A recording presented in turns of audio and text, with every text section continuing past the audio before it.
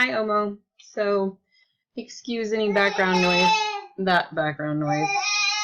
He's being very helpful.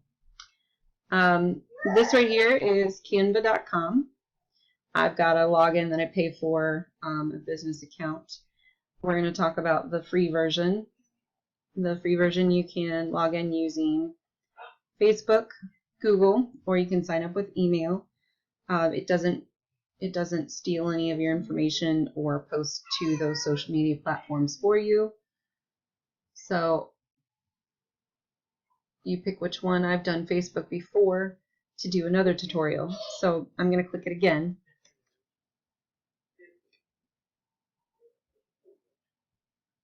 That little thing that popped up and then went away, that would have been a permission, request for permission to allow Canva to use your Facebook login credentials and to know, I think it's your email address. So once you're in for the very first time, it's not going to quite look like this.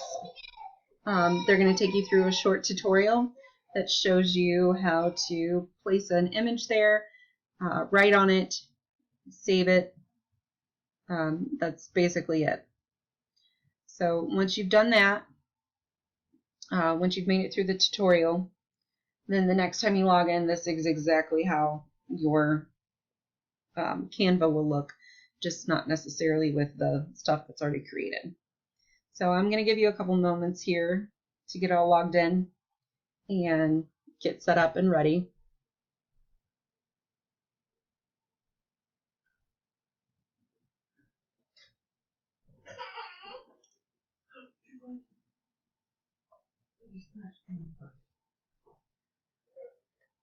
You done?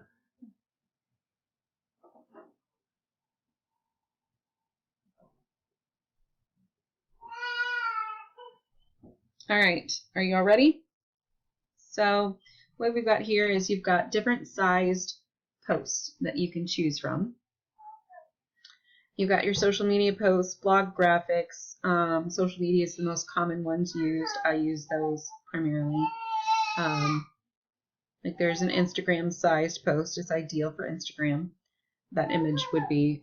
So you've also got letters, presentations, certificates, resumes, ebook, blog titles, blog graphics, you name it. You could make an infographic, a flyer, all kinds of stuff. I don't suggest using Canva for everything. I think it's great for social media.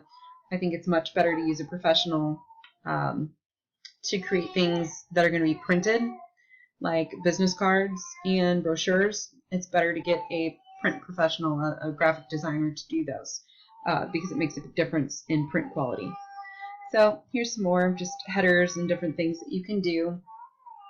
Back up here at the social media, that 800 by 800 one that says social media, that one is perfect for LinkedIn. There's a Twitter post sized image. Obviously that's perfect for Twitter, and that one is perfect for LinkedIn. The next one, that would be a perfect image size for Pinterest. The next one's obviously for Facebook, and so on and so on. So Tumblr, Instagram, you get the point. But let's pick a Facebook post. So we're going to click that. Opens a new tab. And then here you are. You've got a blank canvas, and off to your left are some pre-designed images. If you really like one of them, you can click on it and you can use it and you can customize it. Some of them are free. Some of them you have to pay for. The ones that you have to pay for, you can edit those and reuse those images. Where they'll end up is if you go down to the uploads and then you go to the multi-use, that's where they'll end up, the images from whatever you purchase.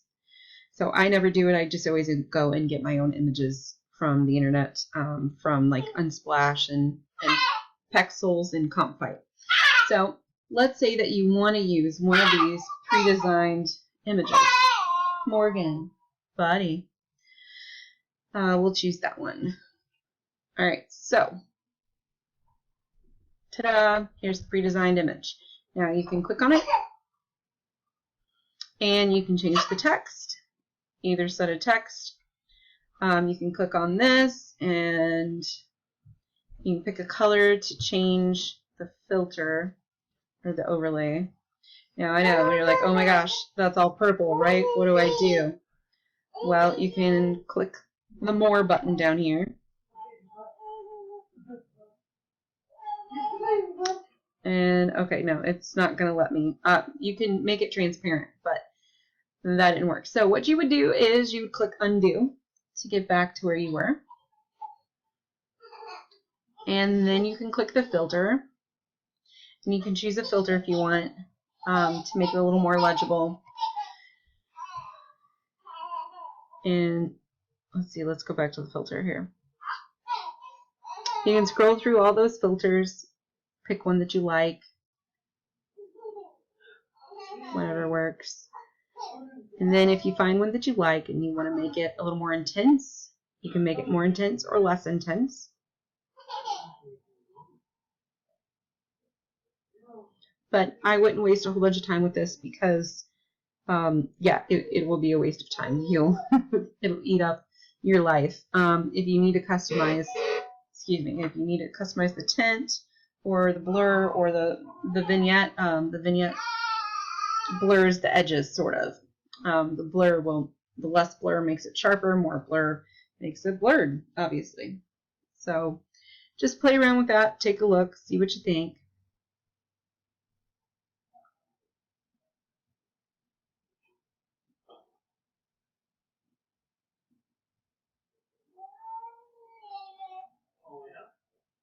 So, all right, let's move on.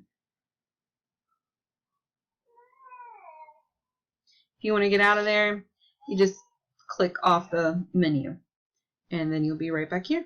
So, all right, so let's say that you want to change the font size. You just click that little drop-down arrow there, and you can change the font size. If you want to change the font itself, just click that drop-down arrow, and you can change the font, flip through, look through, see what you like, see what goes with your brand, goes with your style. The drop-down arrow, when you're selected on text, you can drop down to select bold. Some fonts will let you bold print the font, some of them won't. Some of them you can italicize, some of them you can't. Uppercase list, that means if you start, it just adds bullet points, basically. So and that's left justified, center justified, right justified. It defaults to center justified, though. Text spacing is like the kerning. It's the letter spacing and the line height. And then if you click copy, what happens is that poof, it makes you an instant copy. You decide you don't like that, well then hit delete. So let me select that again, drop down. Link, this is how you would insert a hyperlink into your text. This is really not useful for social media posts, but if you're going to create some kind of like a PDF or even a Word document, you can insert, well, you can't create a Word document with this, so ignore that statement. If you're going to create a PDF, you can insert a hyperlink here. The way you do that is you select the text that you want to have the hyperlink, and then you click link, and then you type in whatever the link is that you want them to go to.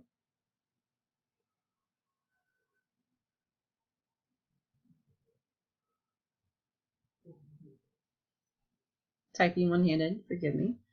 So now it's a link. It doesn't really show it as a link, but it is a link. So when you download, save in the download thing, and then open it up in your Adobe PDF reader, if they hover over that text, they'll see that it's a link that they can click on. So let's see. So then there is the transparency, the move forward, move back. Let's talk about that a little bit more. I'll give you a better way to figure that out. So I just clicked elements. I want to make this text a little more readable. So what I'm going to do is I'm going to click shapes. I'm going to select a box.